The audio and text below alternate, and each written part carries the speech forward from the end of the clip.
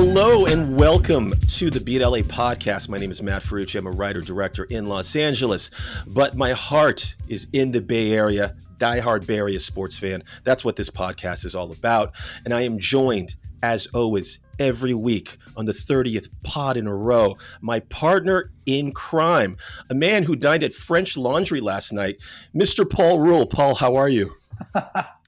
I dined at a restaurant next to a laundry called French Laundry, actually, a laundromat.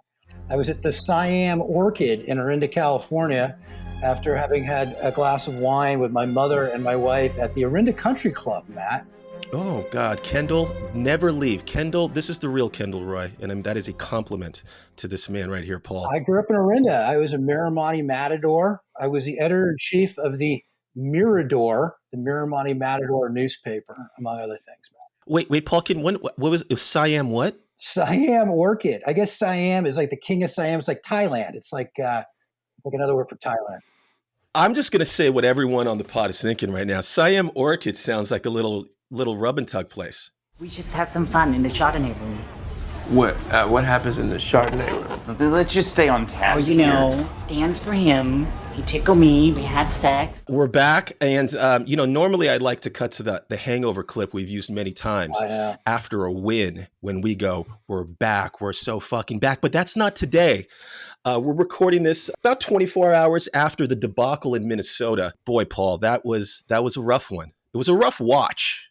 I was trying to think of an alliteration with Minnesota, like the menstruation in Minnesota. That's terrible. Yeah, the menstruation in Minnesota. We'll go with it. Fuck it. I don't know. Fuck it. The Niners were bleeding all over the place. I have a Giants hat on because I feel better about the Giants, who scored 2 runs yesterday for the first time in 4 games, than I do about the Niners. Oh, we're going to get to that, Paul. We're going to get to that. Hey, how was it watching with our benefactor, Ernie Rule, Ernie Rule Incorporated? Does he keep us together, or does he get angry? It's not LSU. As long as it's not LSU football, he is a Zen master. He's a Zen master. Okay, let's pay some bills real quick. This is the Beat LA podcast. You can see what Paul's wearing, and you can see what our guest is wearing. That's called a tease on YouTube. When you go to YouTube, it's so much more fun. You can actually see the clips and not just listen to them. When you go to YouTube, hit subscribe.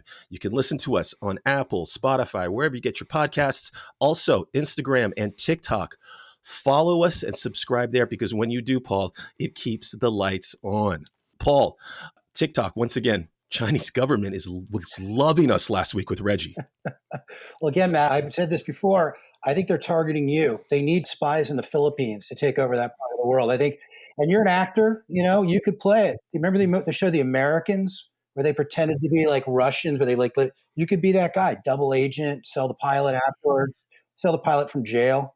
What was that movie with Kevin Costner where he played the Russian agent, but it was the naval officer? Sergey, a No Way Out. Cut to the clip of No Way Out. Так быстро. Мне трудно по-русски. It's been very long for me. Как ты должен быть голодным на звук нашего языка. All right, folks, we have a great podcast for you today. This is the therapy that all of you need from what happened on Sunday. This is a safe space. This is a cone of support, self-help corner, 49ers Vikings edition. And I'll tell you right now, folks, Paul and I, we're not doing well. We are overreactors. This is Overreaction Monday. So what we did was we brought in perspective. We brought in a healthy man with knowledge and perspective. He's been a guest on this podcast before. Former South Dakota State linebacker, 49er fan Chris Ferera. Chris, welcome. Welcome back. Thank you.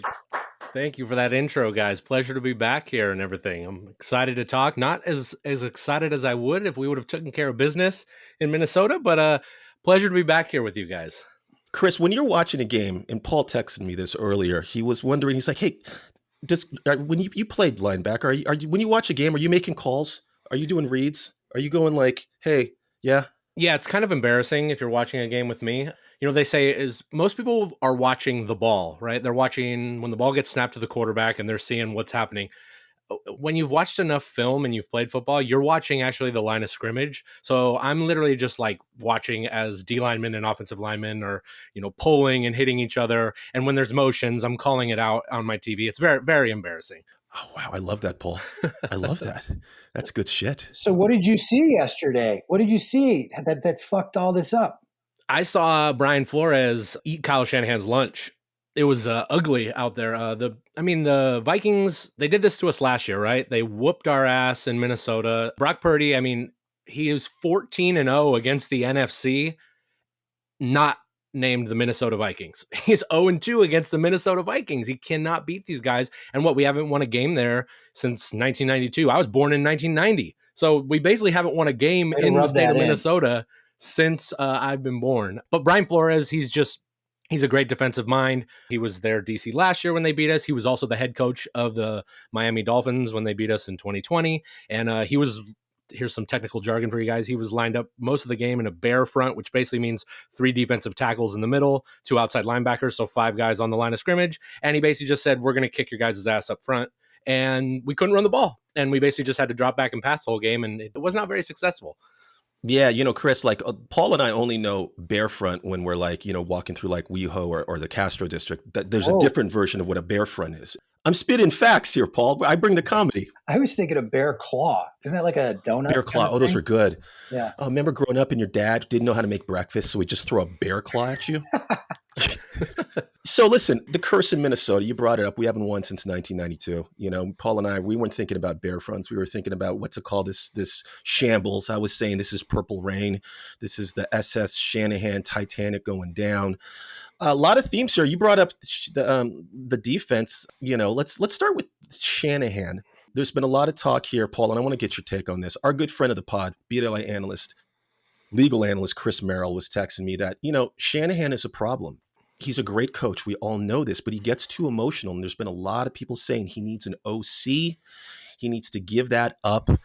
But he gets in these games and, when it's not working for him right away, it seems like it's hard for him to adapt. It's like that Moneyball clip where Brad Pitt tells his scouts, adapt or die. But Paul, Shanahan, we've been through this before with him, and it's like the same behavior. What are you thinking about Shanahan? I'm Riverboat Kyle. I don't know. He actually went out of his comfort zone yesterday. He doesn't go for a lot of fourth down plays. I think I saw they went for fourth down 17 times all of last year or something like that. He seemed to be pressing. And we're gonna get to Deebo being hurt. That play that Deebo got hurt on at the end of the game was the craziest call of all time. At least go to the end zone, right? You need a touchdown or a field goal. What's the point of leaving him out there literally to hang?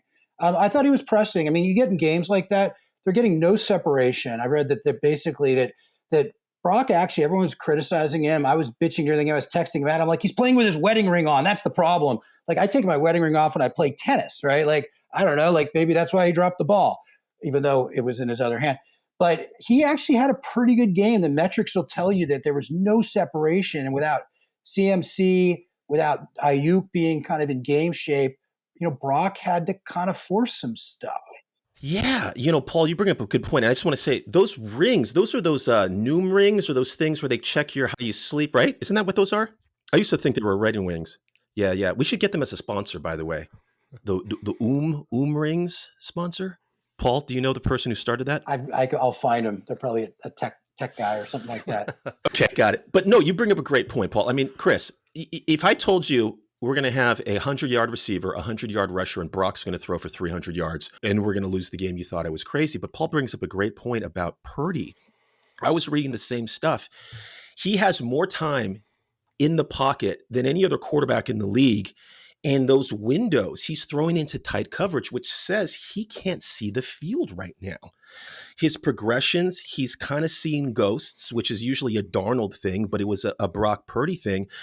I heard some people saying, Brock's 5'11", and when he can't cook right away, it's hard for him. And Paul, you're going to love this. I was thinking about this today on my drive from Los Angeles to San Francisco. Brock Purdy is the Logan Webb of NFL quarterbacks. We know he's good, but we get out there, we're like, I don't know. Is he going to throw a gem or is it going to go sideways for a bit? But Brock, what are you thinking about Brock? That was the first game, Chris, where I was like, that was his Jimmy Garoppolo game. And I've defended Brock on this pod. I love him to death. But for the first time, I'm like, that was not, I got some concern. Do you? I'm the same. I got a little frustrated with him. I thought there were, like you said, there was not a lot of separation. I don't think Ayuk is in game shape, like you said. It looks like he's not able to. I mean, he had Stephon Gilmore, old ass Stephon Gilmore guarding him. He couldn't get away from him. George had a decent game, Kittle, but there was really no separation. They said that Brock actually had a decent amount of time back there to throw the ball, but he was holding the ball for a very long time.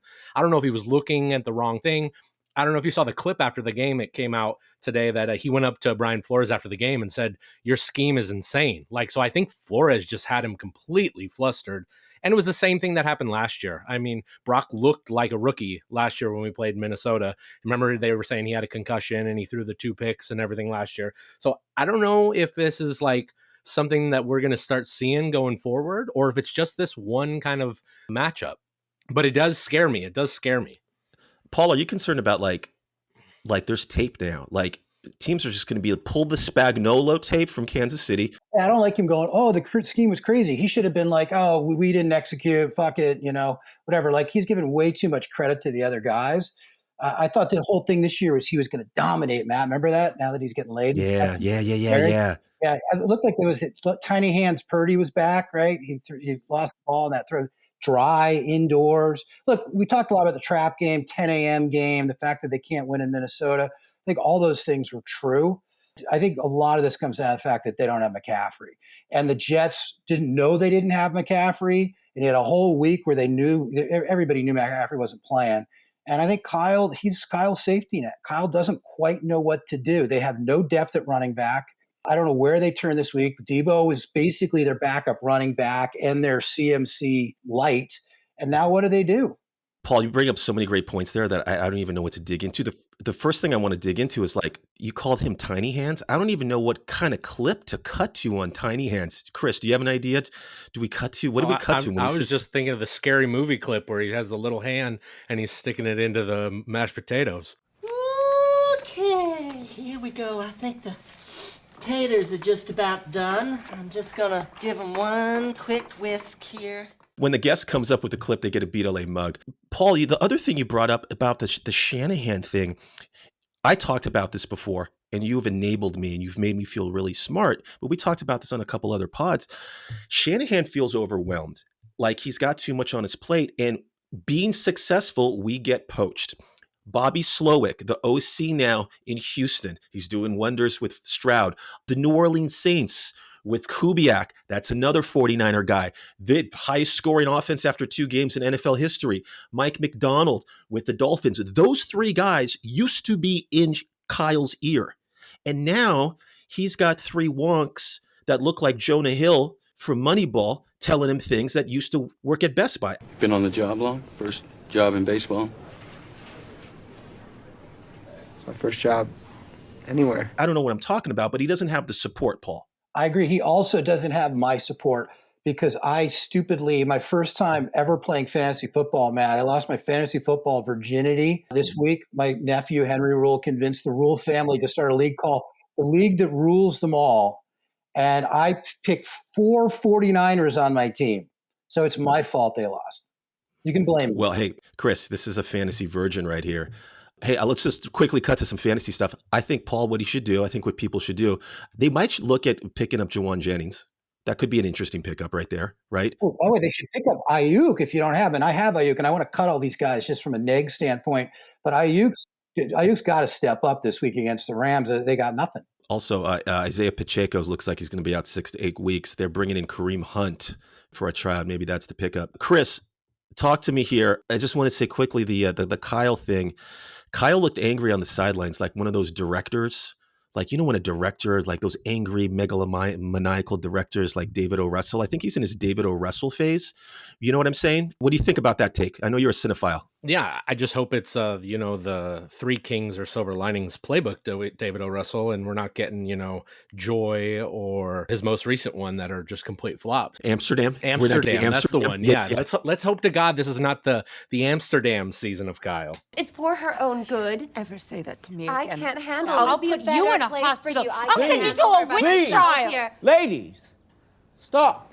Paul, both you guys, silver linings here. It was a bad game. Look at that Okay, I segue, don't think Matt. Niner. Silver Lions. No, there you go. I was, by the way, I was like Robert De Niro in Silver Linings. I was moving remotes around. I moved chairs around. At one point, I had a bat in my hand like Eric Tao in Industry, just walking around my living room.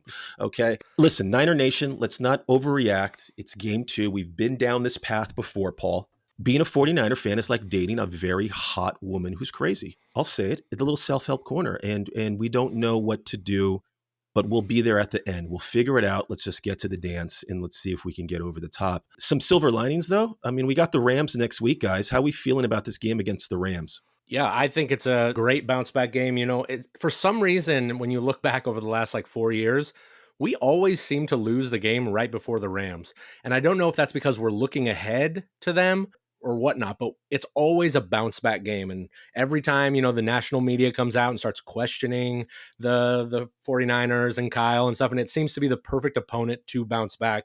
Like you said, they're decimated. I think they're missing like 4 or 5 of their offensive linemen. They're out both Puka Nacua, and it's looking like Cooper Kupp is going to be on IR. They're a mass unit. And Stafford should be back there as a sitting duck. So it's a Leonard Floyd revenge game. And hopefully the defense steps up this week and the offense can figure it out, because this is a perfect opponent. The next couple of weeks is a perfect opponent. If you're going to be out Deebo and you're going to be out McCaffrey, I think the schedule lines up for us to be able to hopefully survive before we hit the middle of this schedule, which is tough. Paul, Chris brought up Leonard Floyd, and I know you like to look at the manifests of airplanes. Did Leonard Floyd make the trip to Minnesota? Because I didn't. That's a great question, Matt. I'm about to throw a bunch of stats at you. Want to hear a few stats? Yeah. Give it to me. I love it when you go wonky. Leonard Floyd did not have an official stat yesterday. He had no tackles, no anything. And our buddy Matos Gross, or whatever that guy's name is, actually took over for Leonard Floyd and looked pretty good. But I'll give you a couple other things that I'm going to throw in here, because I like to do research in the 24 hours between a game, just try to make myself feel better, right? So there were a lot of anomalies in this game that are not going to happen. Don't forget, the Niners are playing in Levi's South next weekend, right? So there's that. Yesterday was the first block punt they'd given up in 4 years. They're playing in a stadium they haven't won in, a town they haven't won in since 1992. That was the longest play the 49ers defense has allowed in franchise history, the Jordan Jefferson play. The play before that was a 96-yard pass play in 1950. All of those things are not going to happen again, and they're against a decimated Rams team, and they're going to be up for this game. My biggest concern, though, is I really think Kyle is melting down over his hat. You know how Kyle likes his lids, right? And he likes, he also can't grow his beard now because his beard's gotten kind of gray. So he's like losing like his ability to be like hipster Kyle, and the NFL's making him wear the same hat. And he and the dude, whoever the guy is, the coach of the Vikings, he's looking across and they got basically the same hat with a little NFL approved whole thing. And I think it's making Kyle go crazy. He wants his own hat that's got like the aluminum foil on the inside that's like frying, like making his brain work in a certain way or whatever. Hey, Paul, you pick up. I love it when you go fashion corner, but you don't tell anybody else. That's great. You're right. Like Kyle Shanahan. I'm having a bad hair podcast, so that's why I'm thinking about it, man. I just got out of the shower. So, Paul, do you think that's why he's growing out the lettuce in the back and he's got the long hair lettuce, going? I want it. Yeah, he's got like what's the thing that the hockey players have? The mullet? He's got a little bit of a mullet going. It's not so much a mullet. He's giving me like Don Johnson, Miami Vice vibes.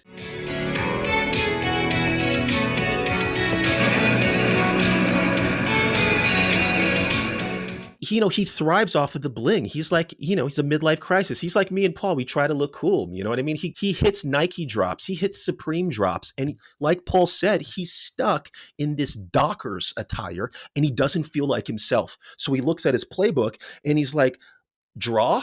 He don't know what to do. Yeah. That's what's happening, He lost his flair, man. He lost his flair. He lost his flair. Back to that clip from Office Space. If you want me to wear 37 pieces of flair like you're a pretty boy over there, Brian, why don't you just make the minimum 37 pieces of flair? That's our first Jennifer Aniston clip we've slipped in, Paul, and I love it. Hey, I want to bring up something really quick because you brought up fashion corner, and maybe there's no take here, but Paul, watching Brock, and this is a little self-help corner, I feel like Brock and I, we had a beautiful relationship. Like we've been dating, it's been going great. And I felt like we had our first fight yesterday. And he's not listening. He's not meeting me halfway. Paul. Yeah. And I don't know if I need to go into couples therapy with Brock, but that's what it felt like. Doesn't it feel bad, Matt? Because it's kind of like you're also in a threesome with Brock and Reggie Watkins. Because you just hear Reggie Watkins, our guest last week, Oh God. just he's doing like a victory lap with his Brock jersey that he's giving to a homeless person. But also he's feeling bad because our Vikings prediction reel has gone viral today because of you saying that they were going to lose. So it's egg on the face. You were right the whole time. Thanks, Matt. There. Sometimes a neg becomes reality. I'll add one other thing to your feelings about Purdy. Look, I really, me, I like jumping on that bandwagon. I'm worried he got married, that he's distracted. I'm actually the person I'm most mad at in the team, and I know he's hurt, but I said that CMC should have turned down the Madden cover. If he were a real team player, he didn't need that. He decided for a bunch of money. He just married a Victoria's Secret model. John Madden's not even alive anymore. David O. Russell's about to fuck up the movie with Nicolas Cage. He didn't need to take the gig, and look what's happened. Chris, thoughts on this? The CMC Madden curse? I know this is we're all down right now. This is a lot of negative energy in here. I got to spin zone us a little bit. Okay. Spin it, baby. Spin zone us. Okay. So, we've been so worried and wondering if Brock has been fool's gold. And I honestly think with Christian and Deebo being out possibly over the next couple games, this could actually give us an actual look at what it would look like if we have to give this guy $50-60 million. Wow. And so I think these next couple games could be a great, we're going to get a chance to see, can Brock do this without the quote unquote Avengers around him? He's going to have to prove it over the next couple games. So I'm looking forward to seeing how he bounces back from this. That's a great point, Chris, because I was actually watching the game, and at one point in the third quarter, it popped into my mind, we're giving this guy 50+ million next year. I actually thought that. Real quick, we got to shout out, and also because I've been trying to get a clip in from this movie forever, but the star of the game, Fred Warner, a.k.a. the Predator, cut to the clip. You one ugly motherfucker.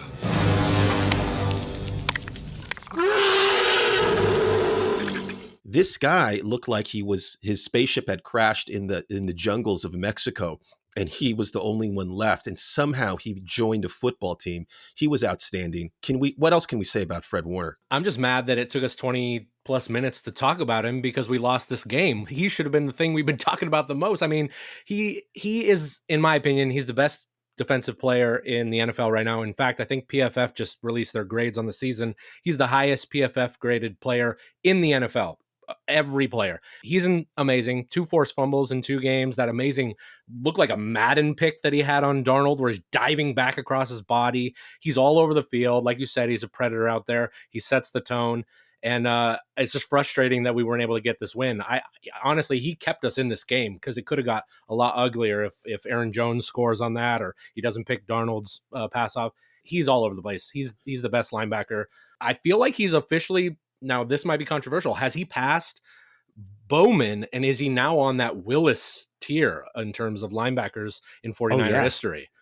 Yeah. He's on the Willis tier. In fact, if he keeps this up, he might be moving into like a Ronnie Lott level of if we win a Super Bowl title, all-time stuff. Paul, you got something? I just want to ask Chris one question, since he knows stuff that we don't. So are we worried about their defense? Everyone last week was like, oh, Nick Sorenson, that's a big upgrade over Wilkes, Brandon Staley. But their defense, they won the possession war yesterday by a lot. They only were, I think, on the field for 54 plays, something like that. They shouldn't have been tired at the end. They shouldn't have given up all those long third down passes. Ward came out and said, hey, I want to be one-on-one on Jefferson. And they didn't let me do it. Like, what do you think's going on with the defense? And then we'll get on with the rest of this. No, as frustrating as the offense was yesterday, and they were very frustrating, the defense, especially from me as a guy who played defense, they were making me want to pull my hair out. Like, we could not get off the field on third down. I really think the safety play so far through 2 games has been horrendous. I think we're really missing not only Hufanga, but the veteran leadership that Tyshawn Gibson brought us last year. Now that he's not here, you got 2 young guys back there in Odom and Jair Brown. And Odom got benched before we even hit halftime. He's the one who was the personal protector on the punt that gave up the block. He's the one who got roasted for 97 yards by Jefferson. And then he gets benched and we have to bring in Malik Mustafa, a rookie. So it was not a good day for the defense. They just couldn't get off the field.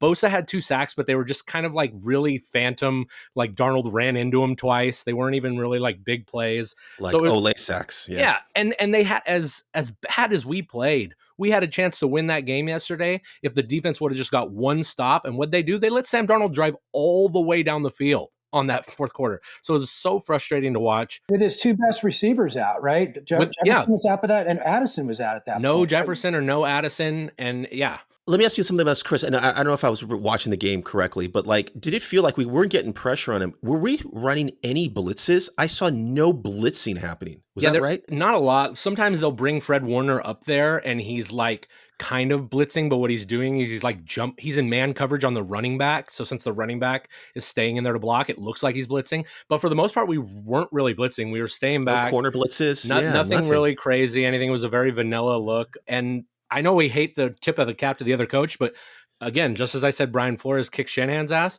I think Kevin O'Connell, the head coach of the Vikings, he kind of ate Sorenson's lunch with some of those little wide receiver motions, and he had some of our corners and safeties.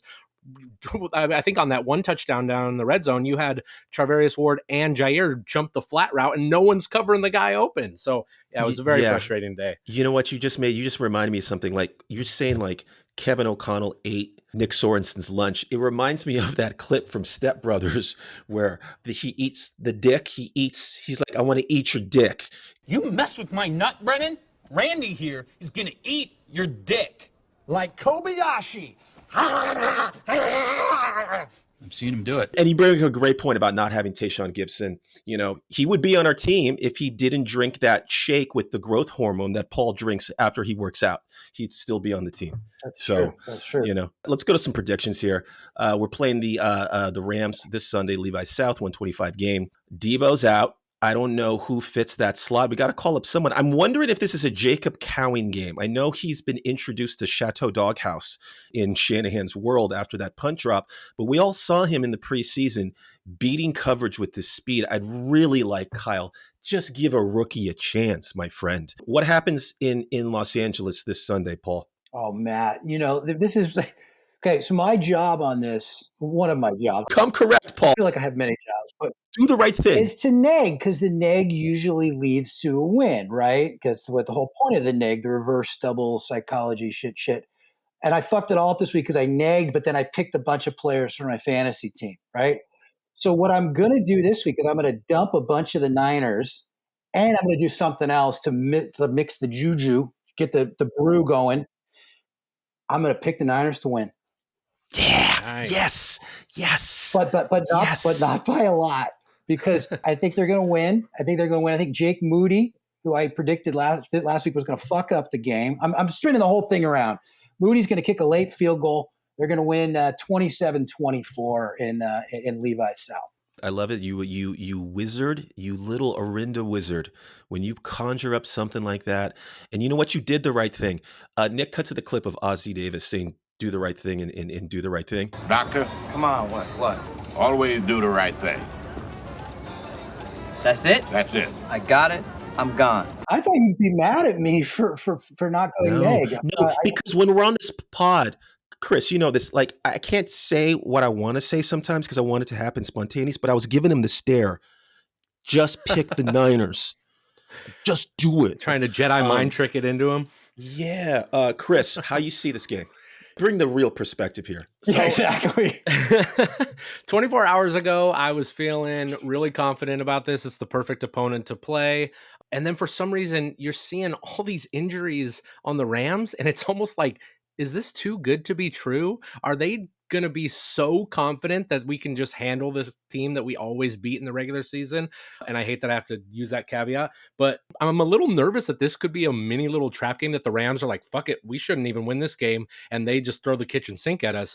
But I think this is the game, like you said, Levi's South. We lost. We're going to have, a bad taste in our mouth, and we're going to come down there and we're going to handle business. We're 7.5 point favorites. I think we should win this game by 2 touchdowns. Okay, great. Give me a score. Just give us a score for the real. The over-under, I think, is around 44. I think we score more points than that. Let's go 31-17 Niners. Paul, this is what I'm thinking. 24 hours ago, I was saying Niners bounce back win. We figured this out. After everything that's happened, I think this is a grindhouse game, a real grindhouse game. Don't cut to the clip from Grindhouse. It was called the Grindhouse. I think it's going to be a battle. I think it's going to be a battle in the trenches. And I think this is where you walk in, where Luke Wilson walks in old school, and Juliette Lewis has having all those guys come over for the bang, the group bang session.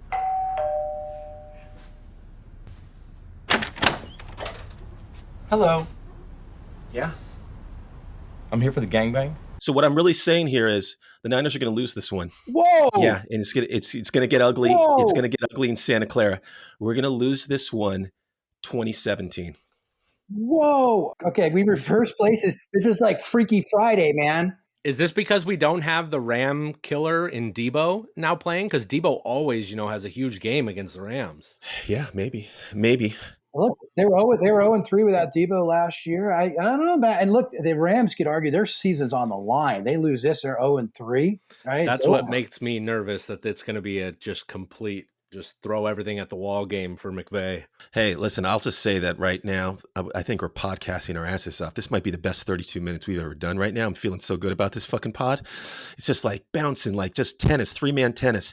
Before we get you out here, Chris, just a couple of thoughts, and just bear with me and Paul, because we like to be funny, and it's also based and grounded in reality. Paul, were you watching this game was on CBS? Were you watching the pregame, like, Bill Cowher for CBS, his mustache, it's like it's thicker but thinner. Am I seeing things? Were you seeing the same thing? It's like he's losing hair on the side of the mustache, or maybe it's getting gray or something, but he's getting a Hitler thing going. Right? Okay. Like Hitler, if Hitler like went through one of those aging things where they're like, oh, this is what Hitler would look like at like 65, where he starts losing his hair. He's definitely got a Hitler thing going. A little Steve Martin in Pink Panther. Or Dirty Rotten Scoundrels. Also, Nate Burleson's got a little Kadeem Hardison from Different World. And then James Brown looks like the cop from Die Hard, who was also on Family Matters.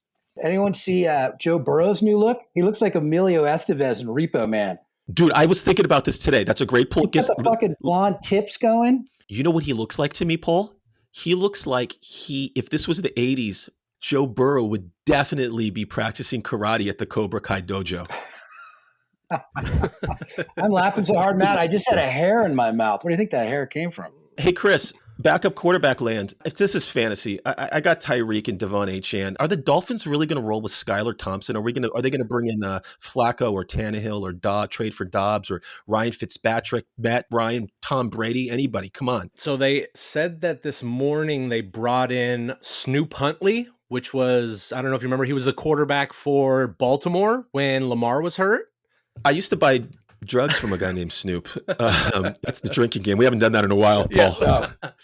But yeah, they brought in Tyler Huntley. His nickname's Snoop. They brought in Tyler. Great. Tyler, okay, yeah. Like so yeah. I think this game he'll back up Skylar, so it might be rough this first game, but I would not be shocked if he takes over, because the Dolphins' season, similar to the Rams, is kind of on the brink, and if Tua can't play for the rest of the year, they're going to have to do something. Like I said, I wish we could have just made a trade with them and sent him Josh Dobbs, and maybe they could help us out and send over Mostert or Jeff Wilson, who are familiar faces in the Bay Area, but they're kind of banged up right now, so I don't see that happening, but they definitely have to do something, because I've seen Skylar Thompson play, and they are probably regretting taking him about 10, 15 picks before we took Brock Purdy in that same draft. No man or backup quarterback for that matter should be named Skylar. Isn't there a Skylar character from a movie? Isn't Skylar the wife in Breaking Bad? I think you're right. I don't think Ryan Fitzpatrick's coming back, because I watched the Amazon game last week, and he's now on the sideline hanging out with Richard Sherman and Carissa Thompson,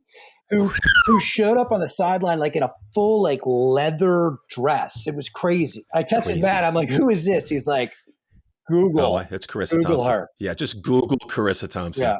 Chris, you once again brought the thunder. Thank you so much for being on the Beat LA podcast. By the way, hey, how about that? This is between me and you. Sorry, Paul. How about that episode of Industry last night, huh? So I haven't seen it yet. I'm watching it tonight. He was prepping for the podcast. I know. Unlike but you. I mean, if it's anything like that Rishi episode 2 episodes ago, I'm hyped. This season's been amazing, season 3. Anything else, Paul, before we get Chris out of here? Oh, the movie. Do your movie question. Yeah. So we always ask a guest. So, Chris, who would play you in the movie of the Chris Ferera life, like sort of kind of stand and deliver, right? School teacher.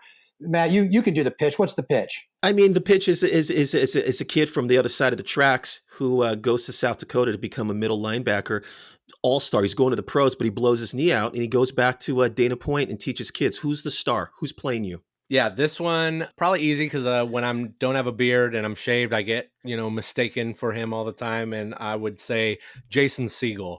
I feel like Jason Segel. Me and him have similar temperaments and everything. He talks. We have this very similar cadence, and if I'm not wearing a hat and stuff, we look similar. So I'd go with another LA kid, Jason Segel. Got it. And you know what? You know who's directing that film? David O. Russell. David O. Russell. There we go. Bring it all the way back. Thanks for coming on, Chris. We'll have you on again soon. Yeah, thank you guys so much. It was a pleasure being back here again. Way better than the last time when I was here, when we were all, licking our wounds from the Super Bowl. And let's hope that we're able to rebound from this loss, and we got a good season ahead of us. So thanks again, guys. Thanks, Paul, Matt, and I'll see you guys around. Chris, great job as always, Matt.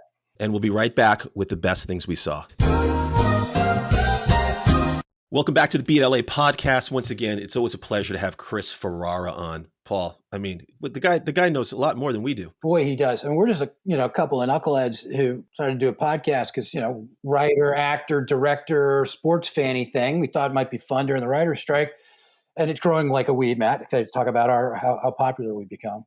It sounds like Donald Trump. It was like how big our crowds are or whatever. But he really knows what the hell he's talking about. Like, I feel smarter every time he comes on the show. Yeah, man. So do I. And Bear Front, he's such a good dude. And, he knows how to talk. He's a Zen master. You can tell. I mean, former actor, good looking guy, charming guy, but he's a school teacher. And, he can he makes me feel better. Yeah. I'm like, I wish I had had a teacher like Chris Ferrara. God, you're such a good. That's what you get with the Beat LA podcast. Ladies and gentlemen, and don't sell ourselves short. We got over 500,000 views on social media. That's a little me kind of giving us a little punch there. Beat LA, baby. Leave us a review, 5 stars, Apple. Folks, this podcast is brought to you, as always, sponsored by Pet Pro Supply Co. If you need to get things for your pets, there's no better place than Pet Pro Supply Co. Anything for your dogs, cats, possums, squirrels, tigers, snakes, lizards, and or owls. Go to Pet Pro Supply Co. They got everything you need, and they're a great sponsor of the show. Paul, before we get to our pet peeves and or pet pleasures, I wanted to bring something up. That article broke yesterday about, Matt Chapman signed that extension for $150 million. And apparently Buster Posey had to step in because the Giants and the front office was not happy with how negotiations were going with Farhan. Please, Paul, tell me the writing is on the wall. This gets me excited. Give me your take. I know. And the fact that the story's coming out tells you that something's going on, because some inside source had to leak this to Andrew Baggerly of The Athletic. It's exciting. And the fact that Buster is this involved in the organization, we knew he was on the board. We knew that they listened to him, that Greg Johnson listens to him. But I think that this is where the Palace coup shit starts to feel real. And clearly ownership wasn't happy with how he feels like he's got to micromanage and propeller head every single decision, right? That everything's got to fit into his analytical box. I just wanted him to step up and get this thing done. And for some reason, he wouldn't do it. Clearly, Scott Boras and he probably, and Zaidi, I don't think see eye to eye on stuff either. Anyway, no, I think it's exciting. I think the question is, if they continue to free fall, does Melvin also not survive? Yeah, I mean, if they bring in, I'm just throwing a name in, they bring in a Dave Dombrowski or somebody, he's going to want his own guy. I mean, there's even talk that they might hire Buster to do it. I don't know if he'd take that gig. I would love that. That would be so great. If he's doing this stuff from the inside and you're getting hired, are you going to be like, oh shit, Buster's going to be over, looking over my shoulder the whole time? It'd be amazing. I think he'd be great. He's a smart guy. I think he's so competitive. I mean, if you saw the quotes around this, he's just like, this is not acceptable. This is not, this is not the San Francisco Giants that I know. I love it. I want him to bring in Will Clark to be our manager. You know where Buster Posey lives? Yeah, he lives in Orinda. He lives in Orinda, baby. Right? Yeah, I didn't know that, but I felt it. I felt that. Hey, you brought up a coup. You brought up a coup happening with Farhan. Do you have a favorite coup in history? I know you're a history buff. Do you have a favorite coup? Yeah, the American Revolution, Matt. You like the American. You know where I go because you went with who you are. I don't know if it was so much as a coup, but the way that they got the Marcos family out of the Philippines, Ferdinand and Imelda, was quite fun. And all of her shoes. Beat LA podcast, baby. Paul, pet peeves. Do you got any this week? The Tony Campagna pet peeve of the week? If we recorded yesterday, I would have had, and I hadn't talked to Chris Ferrara, I would have had a lot, but I'm feeling kind of calm. I will say one thing. I have spent my entire life studiously avoiding playing fantasy football. And the fact that I've let my good buddy, the guy who married me as our officiant, my nephew, Henry Rule, talk me into this tells you how much I like Henry, but also I'm angry about it. Basically, it double ruined my day yesterday. So that's why I got to get rid of my 49ers because I can't have the 49ers lose twice in a day, basically. I like you being in fantasy because I like this other side of you. I think it works a part of your brain that's good for you. And shout out to Henry Rule. We're now friends now on Instagram, by the way. I love that. You want to know the name of my team, and then I want you to tell me the name of your team. Yeah, give it to me. I'm the Beat LA Vipers. Ooh, Beat LA Vipers. Very USFL. Right. Paul. Well, my nickname might be the Viper, Matt, the show I sold, and my name of my production company, because I was notoriously the most notorious virgin in my high school. Cut to that clip. When you grab a woman's breast and you feel it and it feels like a bag of sand. Hey, man, listen, Viper, by the way, Viper Films, I'm very familiar with Viper Films. They produced Mary Fuck Kill, the film that we did. They did. I know they're still waiting for, I think there's been some creative accounting happening at Viper Films. That's why you haven't been paid yet, Matt. I know. I'm still looking for my director fee. Although it was like points. I got points on the back end, like first gross. I'm in a couple leagues, been in this USC alumni league with all my fraternity brothers for years. In that league, the team this year is named Pat Morita, with a picture of Pat Morita from Happy Days. And then in my other league that I commissioned, this year we went with Vagitronics. Ooh, yeah, if you kind of take that. Great 80s band. Yeah, and also, there's a lot of mechanical things happening these days.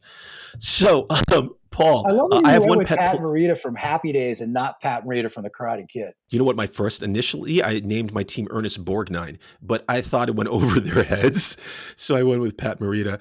Paul, I have a pet pleasure, not a pet peeve. It's kind of weird, but I was watching the Carolina Chargers game and the Carolina fans were wearing bags over their heads. And it just reminded me of the 70s and 80s with the brown paper bags with the eyes cut out. It's just a great homage. The Aints. I love that shit. Totally. Yeah. The New Orleans Saints when they were awful. Yeah. All right, let's go. Let's cut to the best things we saw. Best things we saw. Everyone else can come back in. They love to come to the best things we saw segment of the show because people want to know should I watch? What should I not watch? You're at home right now. Steve Groschel right now, he texts me all the time. He's like, I don't know what to watch with my wife. And this is what this segment is for. Paul, I watched a few things this week, and I'd like your take on it, or at least you from the grandstands, give me your thoughts here. The new show, Bad Monkey on Apple with Vince Vaughn. He plays a cop, an ex-cop in Florida. Are you familiar with this show? I'm familiar with the books, Carl Hyson. The books are cool. The Florida Man, they're fun. They're kind of, little kind of modern day sort of Philip Marlowe, Raymond Chandler ship it in, in Florida. I think it was the wrong showrunner. I haven't read it. I don't think that the tone of the guy that creates Ted Lasso and Scrubs and things like that was quite right for the books that I've read, but I want to hear what you have to say. That brings up a great point. I wish it was a little darker and edgier. And I know it takes place in Florida, but I think it's a little bit too colorful. I'm a huge fan of Vince Vaughn, but I watched the first episode and I'm not going to continue with it. Oh, wow. So that's my take on that. Also, if you're a big fan of Apple, Slow Horses is coming out with season 4. I haven't watched it yet, but I'm a big fan of the first 3 seasons. Folks, if you have not watched Slow Horses, it's a MI6. Gary Oldman's in it. It moves quickly. It's just a fucking delightful show. And with one of the old school hotties, Kristen Scott Thomas in that. So that's out right now. Do you have thoughts on Slow Horses? I love Slow Horses. I have not started watching it yet for this season, but I did read that Gary Oldman took the gig for, among other reasons, that he never gets to act using his own accent. So he just thought it'd be easy to go to work every day and not try to sound like, a Jamaican drug dealer like he did in True Romance. You must have thought it was White Boy Day. Huh? It ain't White Boy Day, is it? Oh, man, it ain't White Boy Day. Finally, Paul, 2 other things real fast. I saw an indie film last night that I thought was great. It's called My Old Ass. Oh, yeah, with Aubrey Plaza. Aubrey Plaza, yeah. It's a delightful independent film. It's a I delight. wish I'd come up with that concept. It's right up my alley with this coming It's of really good. age, sort of, yeah. Coming of age, it's grounded. I know it's like, oh, my 40-year-old self is talking to my 18-year-old self, but it was a really special film. And if you just want something where you don't have to see the slashing and the killing and the Marvel characters and stuff, My Old Ass is a high recommend. And Paul, finally, September 19th on Netflix, a show comes out. It's part of the Monsters Anthology series that Ryan Murphy does. He did Dahmer.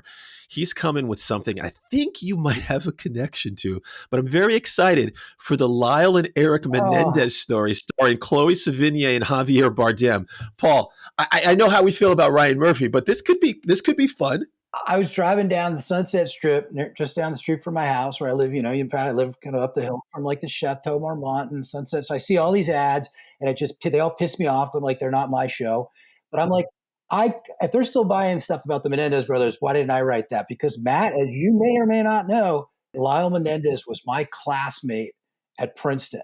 And not only was he my classmate, we were on the tennis team together. He was the number 1 tennis recruit my year at Princeton. He was number 3 on the team, even though he was running around like Andre Agassi playing with a toupee on. Hard to run around playing tennis with a toupee on. And he got busted for an honor code violation, got sent home for his freshman year, came back in the fall, driving a Porsche Turbo Carrera convertible silver car, driving through the middle of campus. Another guy on the tennis team, it was his roommate. I'm like, do you think he killed his parents? He's like, absolutely. He's the most dishonest guy I've ever met. So anyway, I was there. I was firsthand. I could have absolutely written this thing, and I don't know how I didn't get hired to do it. I love that. That's such an interesting story. My couple questions here. If you reached out to him, I mean, no bullshit. If you reached out to him and sent him a letter in prison, do you think he would respond or remember who you are? That's a great question. I don't. Would he remember you? I don't think so. I think I was pretty low on the tennis team, Matt. But I don't think he'd remember me. I do think, though, that he's like got like a wife or something, that there's like conjugal visits he gets and stuff. Apparently, there are women that love prisoners, right? So I think his social calendar is pretty full. Paul, here's where I'm going with this. Do you think we could get him on the podcast because of your connection? Like, seriously, if you reached out to Lyle and was like, hey, we run the tennis team, BLA podcast, it's a lot of fun. Like, we're not going to talk about any of the stuff. We'll just talk. Could we get him? This is such a good question. I'm going to work on it. Maybe he's on TigerNet, man. TigerNet's like you go and everyone's got like an email. So I'm going to go on TigerNet and see if I can find Lyle Menendez.